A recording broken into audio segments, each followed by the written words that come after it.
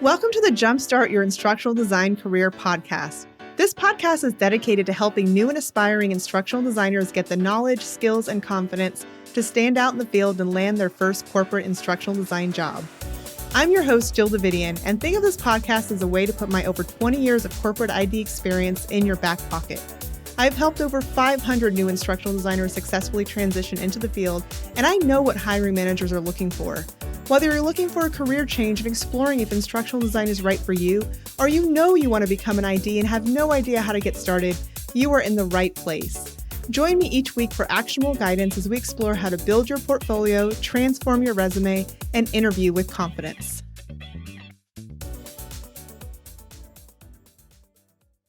Welcome to the Jumpstart Your Instructional Design Career podcast. I know that's a mouthful, but it really gets to the mission of this podcast, which is to help new or aspiring instructional designers to really stand out in the field and get hired. If you have no idea where to start or what to do, this is going to be the podcast for you. And I'm so excited to kick off our first episode. I want to first give you a background on my story and where I've come from. But before I do that, I just want to say I am so excited that you are here with me. And I'm so excited to kick this off for 2023 and beyond. This has been a long time coming. I have been trying to start this podcast for 2+ years now, but as many of you know, about 3 years ago, I started helping new instructional designers get into the field and get work in the corporate world after being in instructional design for, at that point, I think 17 years. And it really blew up, and I've helped over 500 new instructional designers get work in corporate instructional design for companies as large as Google, Amazon, and Apple to sometimes much smaller companies. But they've been able to get work in the corporate space. And that really has been my life's work and my focus and my mission for the last 3 years. So I haven't been able to start this podcast, but I made a goal. I drew a line in the sand and said, this is it. I have so much to share with you all, and I really want it to get out to a broader audience and not just to the instructional designers that I'm able to help get into the field. I think everyone needs this information. And so that is why I am here. So this episode is not just going to be a chronology of my life, right? I do want to tell you a little bit about my background and why I'm qualified to be able to help you on this journey. But I really hope that it inspires you as well, as that is also my mission. It's not just to give you instructional design knowledge. That's part of it, right? You have to have those skills and that knowledge in order to go get an instructional design job. But I also want to inspire, because if you don't really want this and you don't really focus yourself on getting it, it's going to be difficult. Career transitions are hard. They're not always the easiest thing to do because you're kind of in that middle ground of being where you were before and trying to get to where you are, for your next step. And you haven't got there yet. And that middle ground is often a little bit shaky. And so I really hope I inspire you to stick with it, to keep moving, to keep your end goal in mind so that you actually do get to the other side, because that is ultimately my goal. All of this knowledge and learning all of these skills means nothing if you're not able to put them into practice and actually become a corporate instructional designer. So my goal for this episode is to not only give you a background and insight into me, but also to make sure that you are inspired as well. You will hear me talk about this idea of freedom a lot as you listen to this podcast. Like I said, transitioning careers is hard. And you have to be consistent and you have to keep your why at the forefront. I really want you to work on achieving that goal of freedom, whatever that means to you. If you lose sight of that, this is really going to be a rough transition. And my guess is that you are here for a reason. That reason isn't because you love your job. It may be because your job is super stressful. It's keeping you in a paycheck-to-paycheck cycle, or it's affecting time with your family. You need that freedom. You need financial freedom, time freedom, freedom to live a life that you love. That's why we're here. I'm not here just to help you become an instructional designer. I'm here to help you build a life that you love and that isn't killing you in the process.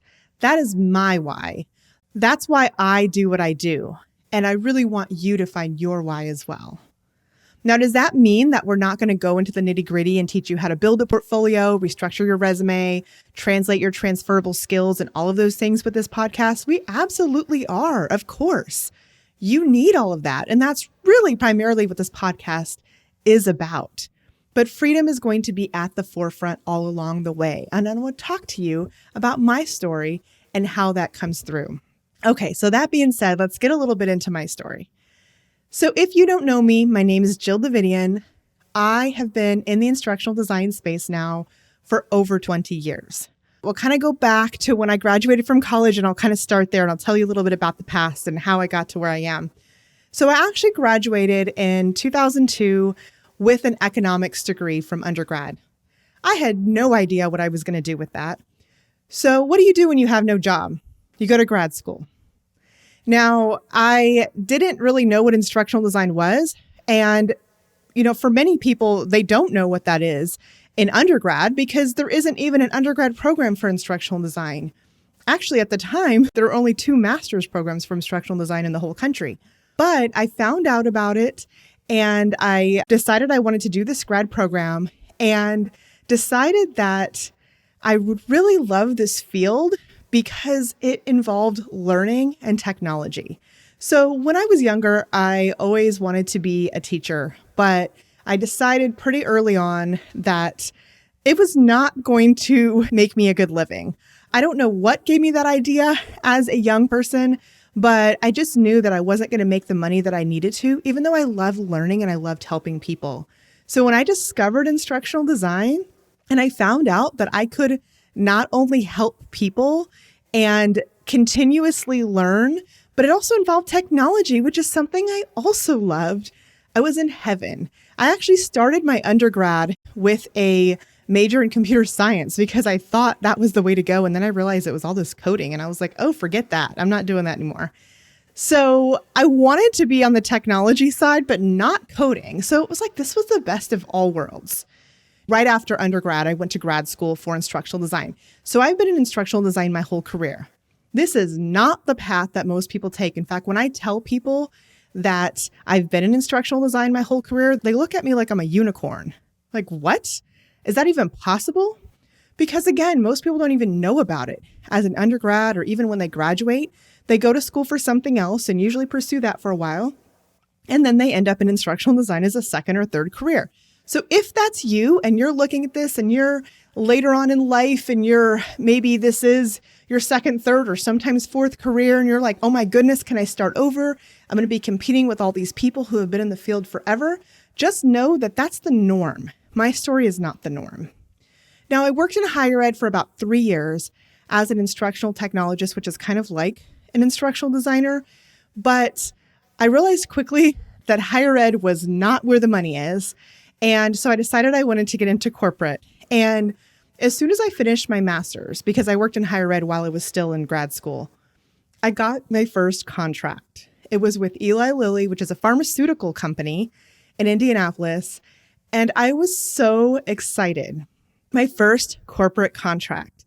So I started my first day. I remember I was making $35 an hour at that time on my first contract right out of grad school. And I go into my first day thinking, I know it all. Like, I just got done with grad school. At that time, there were only 2 grad programs in the country for this. And so I was like, I went to one of them. Like, I know this. I got in there. They expected me to hit the ground running. They gave me a bunch of content. They gave me a subject matter expert to work with who did absolutely nothing. They were waiting for me to ask them for what I needed. They didn't initiate anything. And they were waiting for me to schedule a kickoff meeting. Now, if you don't know what a kickoff meeting is, we're going to have an episode on that, so don't worry. But thankfully, you have this podcast to have an episode on that. I didn't have a podcast to listen to. I didn't have any of these groups or anything out there to get this information about what instructional design was. I was lost. I was staring at this content, wondering what the heck am I supposed to do? And I kind of, just delayed things a little bit. And I was analyzing the content. They kept saying, when are you going to schedule the meeting? And I was like, it's coming, it's coming. Finally, they were like, it doesn't seem like you're doing anything here. And they ended up letting me go. 3 days. I believe it was 3 days. I know it was less than a week into this contract. I was done. I was devastated, absolutely devastated. And so I ended up going back to higher ed for a year because I was like, maybe I'm not fit for corporate. Maybe I can't do this. And so that just goes to show, unfortunately, you still to this day, you don't learn what you need to learn in grad school. And if you are able to get a job, you still end up pretty lost. And thankfully, there's a lot of resources like this podcast that are really going to pave the way for you to not only learn what you need to learn to succeed on a practical level, but also to stand out. I just wish I had had those resources back then, but I didn't. So I went back to higher ed for a year, and then I was like, okay, I'm going to try again. I'm going to try to get into corporate again. This has got to work. So I ended up applying for a bunch of jobs. I found finally my first instructional design job in the corporate space. It was for Discover Card. If you guys remember those credit cards, I know some people still have them, but they're not as popular as they used to be. Well, I worked for Discover Card at their headquarters outside of Chicago, and I was developing training for their customer service and salespeople. So, when you call your credit card company and you ask questions about your card, or they transfer you to say, hey, do you want to open a new card, that type of thing. I was developing training for those people in that call center. And so that was really fun. It was really exciting. It was my first foray into the corporate world, and I was hooked. I absolutely loved it. I worked for a few companies over the next 7 or 8 years in many different fields and industries. And that's one of the really cool things that you can do in this field is you can work across industries. You do not have to be the subject matter expert or know the material that you are developing training for. They give you subject matter experts and they help you with that. You are the learning expert, and we're going to talk more about that in later episodes. But I worked in manufacturing and finance and banking and property management, and I ended up in oil and gas. So my last job before I started my business, which I'll talk about in a second, was for BP, which is a large oil company that is based in London, one of the largest oil companies in the world. And I had a pretty cool job there. So what I did was I managed leadership development programs. So we were developing leadership training for supervisors up through VPs in ethical and inclusive leadership. So I worked really closely with the chief ethics officer and the chief inclusion officer at BP. And I would make sure that the training was developed the way it should be. I would make sure that the trainers who were training that were training consistently. I would manage the schedules. This was for all of North and South America, so it involved a lot of travel. I ended up in Brazil and Trinidad and even up in the North Slope of Alaska. So that's one of the cool things about this career is that you can do those types of things if you want to, but you don't have to. Some jobs involve travel and some don't, but it's definitely not a requirement at all. So I did that for a while, where I managed not only instructional designers who were developing the training, but like I said, the trainers, everyone who was involved, all of the project management, working really closely with leaders of the company. But I eventually got laid off because they moved my position to London. And that brought me to a crossroads. I decided I didn't want to work a full-time job anymore. I was done. That was it. No one was going to lay me off again. And so I started working contract work. I was always really interested in switching to different types of work, working with different people, working with different projects. And I really got kind of bored with working with one company for a longer period of time. So I decided that contract work was going to be the thing for me. It also pays more, and I was ready to make more money. I had hit 6 figures at BP, but I felt like I had kind of hit a ceiling for full-time work at that time. And so I really wanted to make more money. So I started doing contract work, but it was still in the office because back then most companies were still in office. There was not a lot of remote work going on. And so I still felt like I had a job. It was shorter. It might have been for a 6-month period of time, but I was still going into an office every day.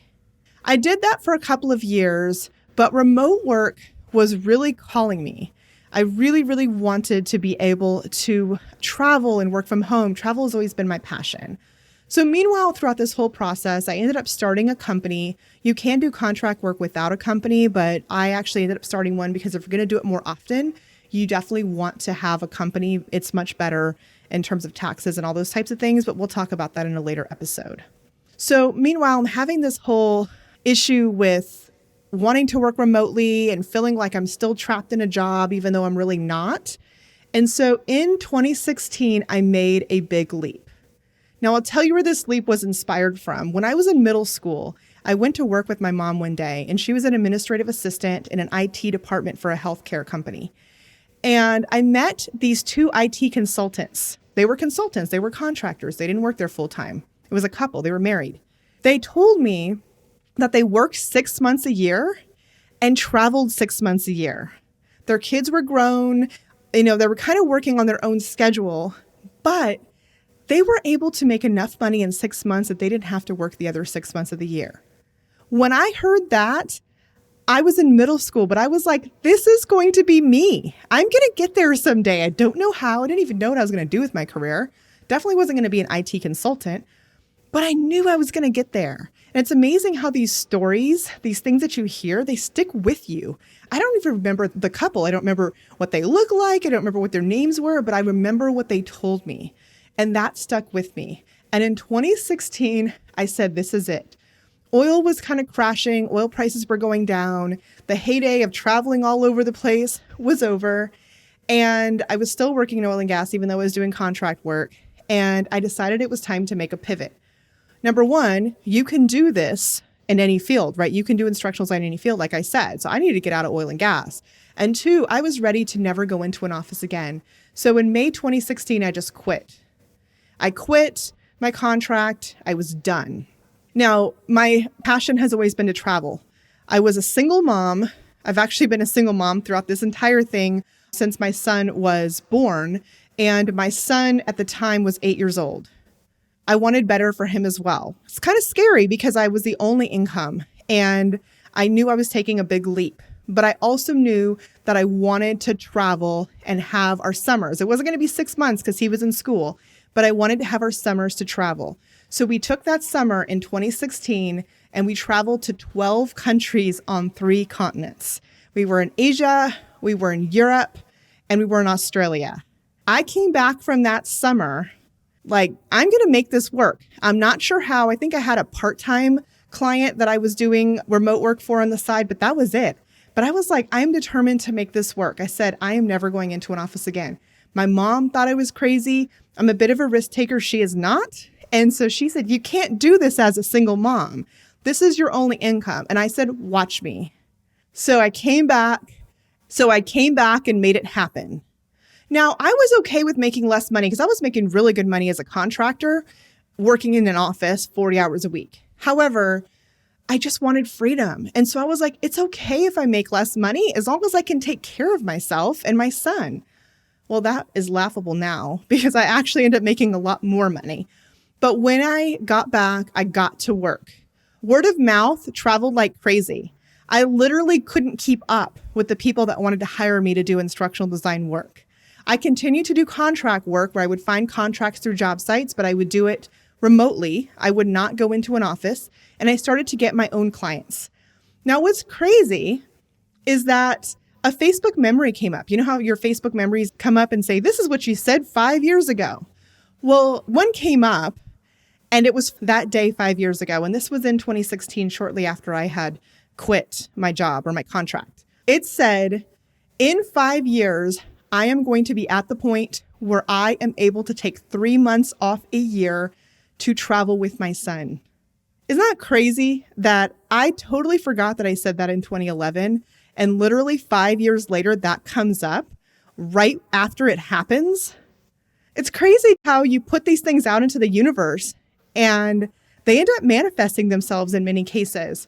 I actually went back to try to find that memory, that Facebook memory later.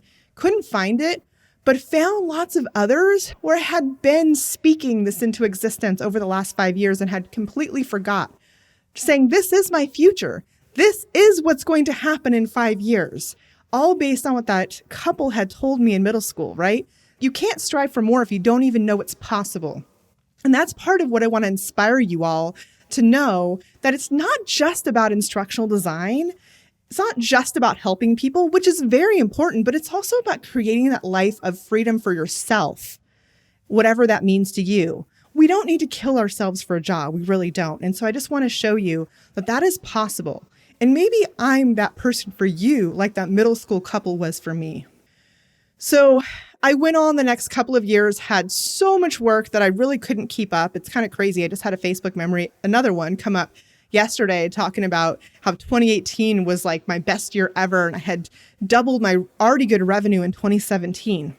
Kept this up until 2019, where people kept asking me, when are you going to help us get into this field? They saw me traveling all over the place. They saw me taking my laptop and working from Colombia with my son, where we would sightsee for a couple of days, and then I would take meetings for a couple of days, or being on the beach in Tanzania with my phone on a conference call, or at a water park while he's playing with his friends in another country and I'm, doing work, which is perfectly fine. People say, oh my goodness, you should be on vacation. Why are you doing that? But that's the life that I created for myself, where I'm able to do those things more often. And I don't have to take that 1 week or 2 weeks or 3 week vacation every year where I really have to unplug because my life is just so stressful.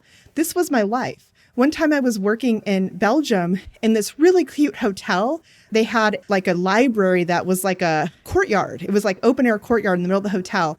And I wasn't supposed to be working that day. I was supposed to be sightseeing, but I had to cancel because I had a client call me and tell me they needed me right then. And someone I had met the previous day, she was from Europe. She was also a tourist. And she walked by and she said, oh my goodness, on holiday you're working. Oh, how terrible. And I said, don't feel sorry for me. This is the life I created. I created a life where I can work from Europe. I have the ability to. I don't have to fly home when there's an emergency with my employer or with the client. So don't feel bad. I'm enjoying this beautiful courtyard. I get to work from Belgium. How cool is that? So people were asking me all the time, how do I get into this field? What can I do? Can you teach me? Can you teach me? And I was like, I don't know how I can teach you how to get into this field. And honestly, I don't have the time. I had so much work. And so a lot of it was imposter syndrome. You keep putting things off and you say it's because of this and you say it's because of that. But really, it was kind of scary going into something new of teaching people. I was doing the thing and I had been doing it for, 18 years at that point. But teaching other people to do it was kind of scary. And frankly, I was afraid of stopping what I was doing with my client work because that's what paid the bills. I am a single mom, right? And then I reminded myself, you're a risk taker. No risk, no reward, right? Like I reminded myself what I did in 2016. And I said, you know what? Let's try this. What's the worst that can happen? There is so much work in instructional design that if you decide to take a break from it and try something new, you can always go back to it. Because there's no way I could have done both. I couldn't continue with the client work at the speed I was doing it. I had sometimes 10 plus projects at one time, and I had already hired people to help me because there was just so much work out there. I couldn't continue at that pace and then also help people get into the field. So in 2019, I took another risk. I quit everything. I even canceled a couple contracts in the middle, obviously on good terms with them, and helped them find other people to finish the contracts and all of that. But I said, I'm not taking any more corporate work. I'm going to try to make this happen. I started a Facebook group and I started helping people, and it took off. And so that's what I have been doing the last 3 years. I started Applied Instructional Design Academy, which has morphed into a very different program than it was 3 years ago. And we've helped over 500 new instructional designers get work in the corporate space. I feel like I have found my life's passion. It is so amazing to see people that are really, really struggling with their career and it's affecting their life in ways that you can't even imagine, kind of come over to the other side and realize that it doesn't have to be this way. It does not have to be this way. And so I've really enjoyed helping people find that freedom. So I want to ask you, where do you see yourself in 5 years or 1 year? How do you want your life to be different? And I don't want you to just think about it in terms of, I want to be an instructional designer. Why do you want to be an instructional designer? As I said in the beginning of this, most of us are not here because we love our job. If we were, we just stay there. There's a reason why you want to transition into instructional design. You may love learning, and I hope you do because this field requires it. You may love helping people, and I hope you do because that's also a requirement. But you could do that in lots of different fields. You might be doing that in the field that you're in now, and that's why you got into it, or at least that's what you hope to do in the field you're in now. Why do you want to switch? What is not working for you with what you're doing right now? You have to find that why, and you have to declare that you are going to be there. Is it to travel more like it was for me? I wanted to be able to travel 3 months a year with my son and have financial freedom while doing it? Is it that you just want to spend more time with your family? Maybe traveling is not your thing and that's okay, but you just feel like you're missing out on the lives of your kids, or maybe your parents are aging. Maybe it is financial freedom. You're living paycheck to paycheck and you're like, I just can't do this anymore. Maybe it's just stress, a stress from all of those things. Maybe you are feeling a lot of pressure at work. It's affecting your health. We've had people say that even their doctors have told them that they need to change careers for their own health. I love instructional design because, well, one, I love learning. Two, I love helping people. And three, I love the life it's afforded me. And I really want that for you too. I want you to be able to design your life and not have work define your life. That is really, really important to me. So I'm going to wrap this episode up, but I really want you to think about that. Use that as food for thought. Where do you see yourself in the next 5 years? And how can you declare that, whether it's on Facebook or anywhere else, that you are going to be there? It is not a nice to have, a maybe, or all of those things. It is going to happen. It all starts with taking that leap of faith. Now, we're going to have episodes not only dedicated to the nuts and the bolts and how to make your portfolio stand out and all about adult learning and about resume rewriting and all of those things. We're going to have all of that. But we're also going to focus on how do we really make sure that we stay the course? Because like I said in the beginning, all of that doesn't matter if you don't get to the other side. The first few episodes of this podcast are now up. You can go listen to them, and I invite you to subscribe so you don't miss a single episode. These episodes are going to be meaty. I will be interviewing people who have transitioned into the field. I will be interviewing hiring managers and recruiters who hire IDs, and I will be giving you all of my knowledge about how to transition into this field from my view on the hiring side of things. Sometimes it's very hard to envision what you need to do when you're not able to see what's on the other side. You will see that I'm very real in making sure that you have all of the right information and the real deal, not necessarily the politically correct answer. I will not be holding back. I tell you exactly like it is. I have so much to share with you from the knowledge I have gained from the last 2 to 3 years of helping people transition into this field and having countless conversations with hiring managers and recruiters that hire IDs. And it's all bubbling up in my brain right now. I cannot wait to bring it to the surface. So make sure that you listen to the other episodes. Make sure that you subscribe so you do not miss an episode. We will have a new one every week. And I can't wait to walk this journey with you. Thank you for tuning in to the Jumpstart Your Instructional Design Career podcast. I hope you've gained valuable insights that will help you on your instructional design journey. Are you interested in going deeper and getting the roadmap to an instructional design career? I have a free 5-day workshop coming up on January 16th through 20th, 2023, where you will be live with me for an hour a day. I will help you identify the skills that you bring to the table, clarify your gaps, and get the direction you need to stand out to hiring managers to get that first ID job or contract. The link to register is in the description below and in the show notes on our website at learningstrategyanddesign.com/podcast. And that's not all. To kick off the launch of this podcast, we are doing a giveaway with some big prizes. Enter to win a 1-year license to Articulate 360, which is an $1,100 value. I'm also giving away a one-on-one coaching session with me and 3 instructional design book bundles. To enter the giveaway and get more details, go to learningstrategyanddesign.com/giveaway. You can also check the description and the show notes for more information. No purchase is required. If you love the show and want to hear more, follow the podcast and give me a rating and review. Stay tuned next week as I bring you more tips, tools, and strategies to jumpstart your instructional design career. Thank you for tuning in to the Jumpstart Your Instructional Design Career podcast. I hope you've gained valuable insights that will help you on your instructional design journey. Are you interested in going deeper and getting the roadmap to an instructional design career?